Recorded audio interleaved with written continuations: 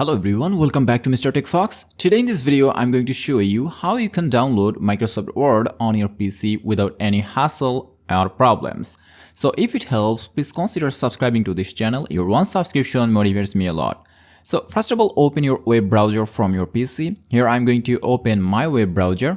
And after that, you will see an interface like this if you open it from a Brave web browser. Now you have to type here Microsoft Store.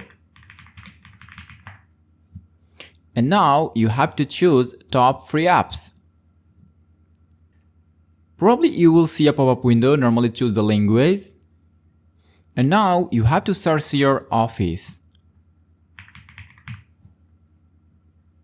And click on this shop option. And here if you scroll down a bit and if you click on this arrow icon, you will get an option here, Microsoft 365 Copilot.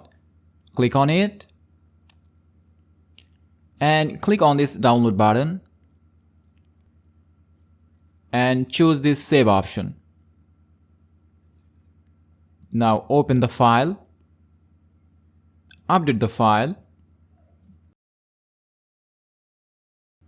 And in this app, you are going to get the access of Word application. So if you click on this Word, you will see the exact interface of Microsoft Word.